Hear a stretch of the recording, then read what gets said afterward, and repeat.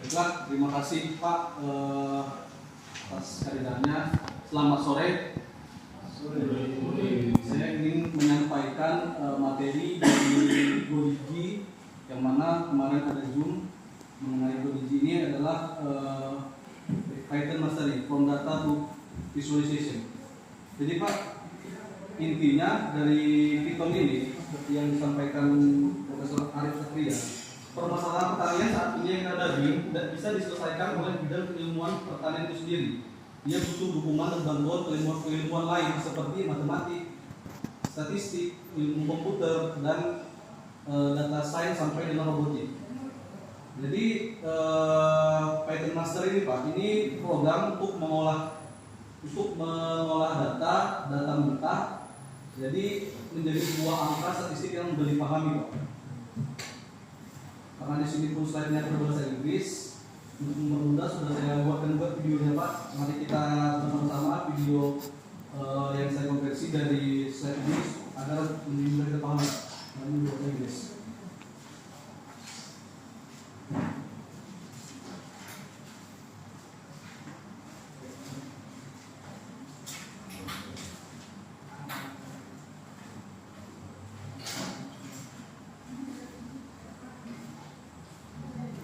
Ini pemaparannya Pak mengenai GoDigi Python Master. Kebayang gak sih apa coba hubungannya pertanian, salah satu industri paling tua di dunia, sama bahasa pemrograman super modern kayak Python? Kedengarannya mungkin aneh banget ya.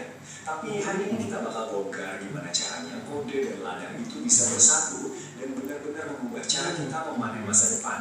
Kita mulai dari kutipan yang kuat banget nih dari Profesor Arif Satria, Rektor IPB University. Dia bilang masalah pertanian sekarang tuh nggak bisa lagi diselesaikan sama orang pertanian sendiri. Wah, ini pernyataan yang dalam banget loh. Artinya pertanian modern itu udah sampai di titik di mana mereka butuh bantuan dari luar buat bisa terus maju.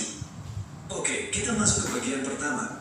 Kenapa sih panggilan bantuan itu sampai diperlukan?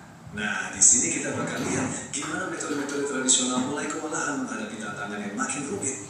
Gini kan, dari dulu pertanian itu andalannya ya pengalaman, intuisi, dan ilmu turun-temurun. Tapi masalah hari ini, wah beda banget. Ada perubahan iklim, tuntutan efisiensi sumber daya, sampai permintaan pasar global yang super kompleks. Ini semua udah gak bisa lagi diatasi pakai cara-cara lama. Kita butuh level analisis dan aksi yang benar-benar baru. Jadi, kalau cara lama udah mentok, terus gimana dong solusinya? Jawabannya ada di revolusi digital. Bantuan itu harus datang dari luar lingkaran ilmu pertanian tradisional. Dan inilah dia tim penyelamat yang tadi disinggung, ada data science, AI, robotika, dan banyak lagi. Mereka ini para ahli dari dunia lain yang datang membawa keahlian baru. Masing-masing dari mereka punya kekuatan super yang bisa mengubah segalanya di pertanian. Nah, sekarang kita punya banyak banget ahli dari berbagai bidang. Tapi, gimana caranya mereka bisa kerja bareng? Gimana seorang ahli statistik, insinyur robotika, sama data scientist bisa ngobrol dengan bahasa yang sama? Mereka butuh satu alat, semacam bahasa universal yang bisa dimengerti semua orang. Dan disinilah pahlawan kita muncul, Python. Bahasa pemrograman ini jadi jembatan yang menghubungkan semua keahlian tadi. Python itu ibarat pisau Swiss Army serbaguna yang dibutuhkan pertanian buat berinovasi. Coba dilihat ini. Di satu sisi, ada dunia perkebunan, diwakili logo Perkebunan Nusantara. Di sisi lain, dunia teknologi dengan logo Python. Dulu, ini dua dunia yang benar-benar terpisah. Tapi sekarang, mereka terhubung, berkolaborasi, dan menciptakan sesuatu yang luar biasa. Oke, ini pertanyaan bagus. Mungkin kamu juga mikir, kenapa harus Python? Bahasa pemrograman kan banyak banget. Nah, ada alasan yang sangat kuat di baliknya. Mari kita lihat. Jadi, poin utamanya di sini.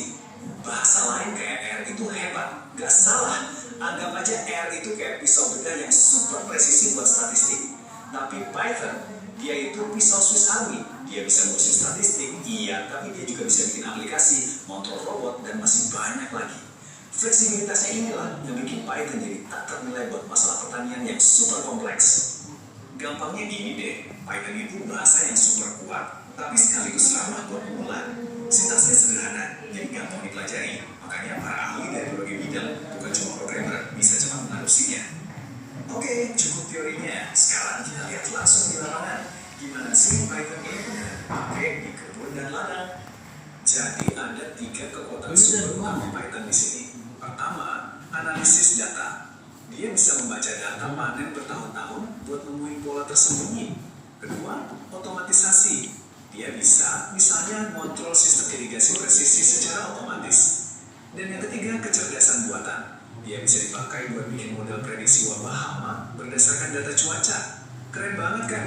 Dan ini bukan cuma teori loh, kita lihat aja contoh nyata dari negara kita sendiri, Indonesia.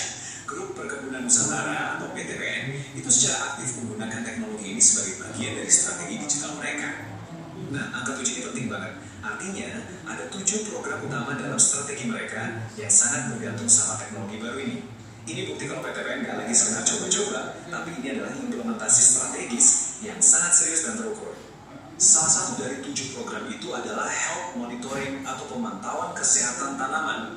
Bayangin deh, ada drone yang terbang di atas perkebunan sambil ngumpulin gambar. Data gambar ini lalu diolah pakai Python buat bikin semacam peta kesehatan tanaman. Nanti kelihatan area mana yang tanamannya lagi sakit atau butuh air. Jadi petani bisa langsung bertindak cepat dan tepat sasaran tanpa harus keliling ngecek satu-satu. Oke, sekarang kita tarik kesimpulan dan coba lihat gambaran besarnya. Pergeseran teknologi ini dampaknya jauh lebih luas dari sekedar ladang dan perkebunan loh. Jadi, apa 3 hal penting yang bisa kita bawa pulang? Pertama, masalah yang rumit itu butuh kerjasama lintas bidang. Gak bisa sendiri-sendiri. Kedua, teknologi kayak Python ini fungsinya jadi jembatan, jadi bahasa universal yang nyatuin para ahli. Dan yang paling penting, di masa depan, keahlian di bidang apapun, mau di pertanian, kesehatan, atau manufaktur, harus digabungin sama pemahaman teknologi. Dan sebagai penutup, saya mau tinggalin kamu dengan satu pertanyaan buat direnungkan.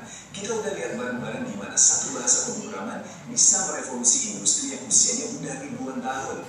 Ini membuktikan bahwa nggak ada satupun industri yang kebal dari transformasi digital. Pertanyaannya sekarang adalah, siapa yang berikutnya?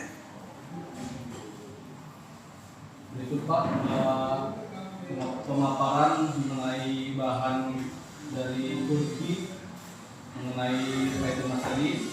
Jadi kesimpulannya adalah Python ini adalah bahasa pemrograman yang bisa